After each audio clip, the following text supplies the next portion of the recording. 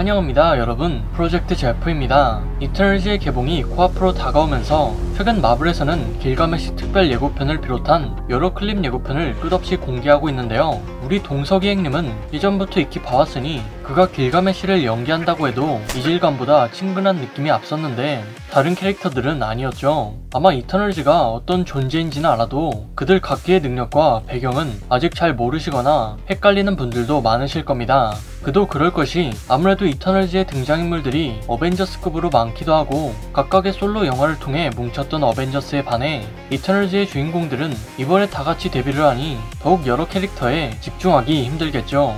그래서 오늘은 이터널즈에 대한 전반적인 이야기와 원작 속에서 각 캐릭터가 지닌 능력과 설정에 대해 한번 프로젝트 해보겠습니다. 지금으로부터 약 100만 년 전 우주적 존재인 셀레스티얼 종족은 지구를 방문해 인류를 실험했습니다. 그 당시 호모 에렉투스에서 무언가로 진화의 가도기를 겪고 있던 인류는 거대한 존재로 인해 DNA가 조작되어 호모 사피엔스와 호모 이모탈리스 그리고 호모 디센더스로 새롭게 태어나게 되죠. 신기하게도 강하고 고결했던 이터널즈는 개체수가 100명 정도밖에 되지 않았고 데뷔한 츠는 흉측한 외모를 지닌 대신 그 수는 수백만에 육박했는데요. 나중에 이터널즈의 능력을 탐했던 데뷔한 츠 종족이 이터널즈의 일원을 납치해 인체 실험을 강행하게 되자 두 종족 간의 전쟁은 불가피해졌습니다. 물론 수적으로 불리했던 이터널즈는 전쟁에서 밀리게 되고 멸종 위기에 처한 그들은 본능적으로 셀레스티얼을 호출하게 되죠.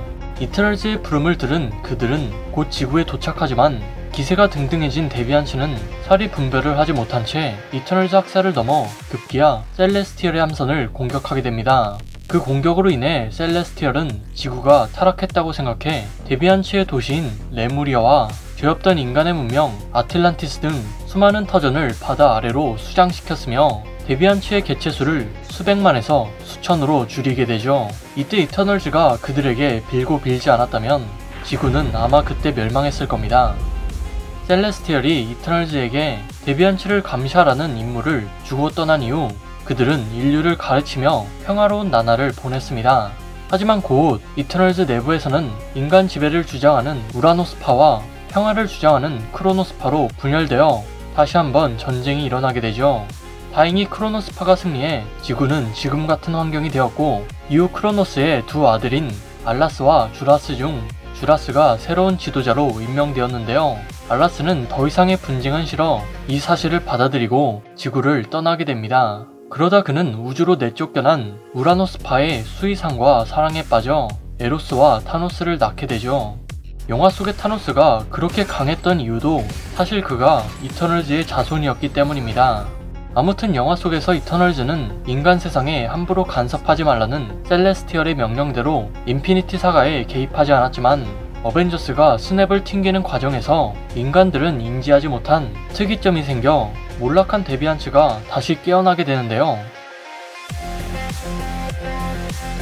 각자 흩어져서 생활하고 있던 이터널즈가 이 문제로 인해 다시 하나로 뭉치게 되죠. 그렇다면 이들의 능력은 무엇일까요? 그걸 이해하기 위해서는 우선 이들의 세포 성분을 알아야 합니다. 이터널즈 종족의 세포에는 코스믹 에너지가 함유되어 있는데 이 특수 물질은 셀레스티얼이 부여한 광우주 에너지였죠. 그렇기에 그들은 기본적으로 체내의 분자를 조종해 신체를 재생할 수 있었고 코스믹 에너지에서 파생된 고유의 능력을 지닐 수 있게 된 것입니다. 기원전 2만년경 폴라리아에서 태어난 이카리스는 선대 지도자였던 주라스 다음으로 강한 프라임 이터널입니다. 그는 눈에서 약 1600도의 강력한 레이저를 내뿜을 수 있고 시속으로 약 1368km로 자체 부상하여 비행할 수 있으며 현재 이터널스 중에서도 가장 강한 멤버로 등장하죠. 그렇기에 그는 암묵적으로 이터널즈의 리더를 맡고 있으며 현재 흩어진 멤버를 하나로 이끄는 역할을 수행하고 있었습니다. 또한 원작에서 그는 일반적인 형태의 부상에는 면역이기에 체력이 일시적으로 고갈되더라도 물리 저항력은 감소하지 않지만 일시적으로 고통에 대한 민감도가 증가한다는 특징이 있었죠. 그리스의 올림포스에서 태어난 세르시는 태양신인 헬리오스의 딸로 신체 능력은 다른 이터널즈에 비해 평범했지만 순수 마법 능력은 닥터 스트레인지와 스칼렛 위치를 월등히 초월했는데요. 특별한 주문이 필요한 스트레인지와는 다르게 그녀는 단순 동작만으로도 마법을 부릴 수 있었습니다. 또한 원작에서 그녀는 분자를 재구성하는 능력과 시간여행도 할 수 있었기에 고대 메소포타미아에서 시간여행 임무를 수행하던 캡틴 아메리카를 그때 처음 만나기도 했죠. 기원전 20세기경 이터널즈의 도시 올림피아에서 태어난 스프라이트는 현존하는 이터널즈 중 가장 어린 인물로 환상과 기억력 조작에 특화된 인물입니다. 그렇기에 6탄전에는 약했지만 서포터로서의 역할은 제격이었죠. 그러나 자유분방하고 장난기 많은 성격 탓에 그는 과거 인간들에게 사기꾼으로 묘사되어 왔고 다른 이터널즈의 기억을 조작하는 만행까지 저지른 적이 있었습니다. 그 때문에 자신이 이터널즈라는 사실을 아예 잊게 된 세르시는 한동안 평범한 인간으로 살기도 했죠.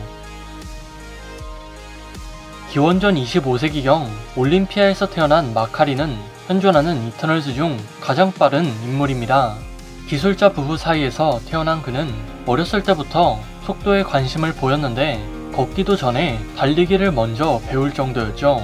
그리고 머지않아 그는 자신이 원형으로 달리며 사이클론을 생성할 수 있다는 사실과 벽과 물 위를 뛰어다닐 수 있다는 걸 깨닫게 되었습니다.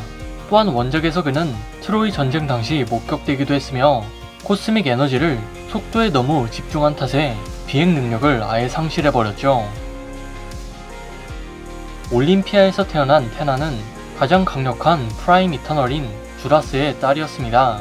아버지의 뛰어난 능력과 지성을 물려받은 그녀는 학자이자 전사로서 활동했죠. 그녀의 특이점은 코스믹 에너지를 통해 여러가지 무기를 즉시 생성할 수 있었고 생명력을 증가시킬 수 있어 사실상 영생할 수 있었습니다.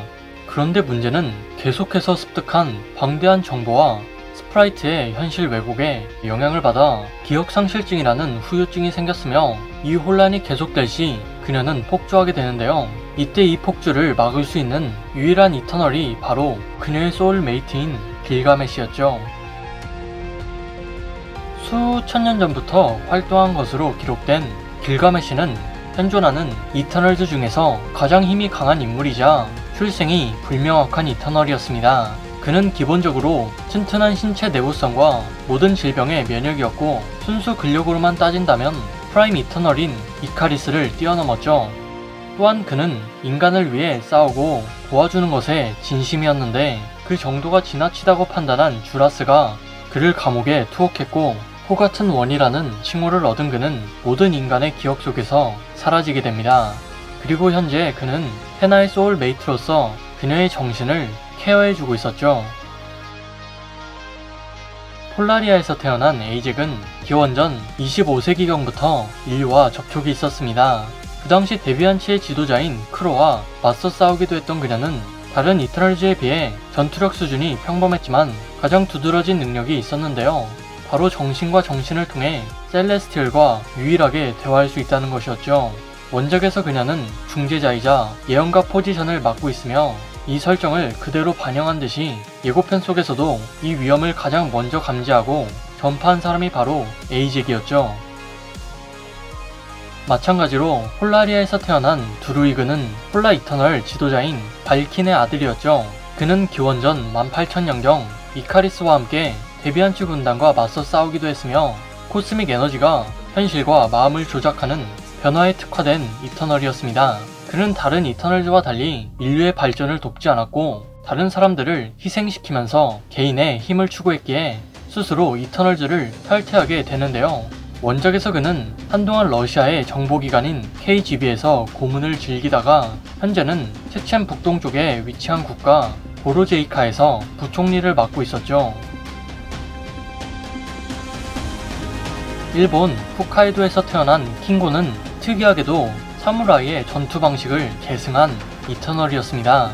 그는 16세기까지 홋카이도가 내려다 보이는 산에서 운둔하며 검수를 연마했고 그 훈련을 통해 소드 마스터의 경지까지 이르렀죠.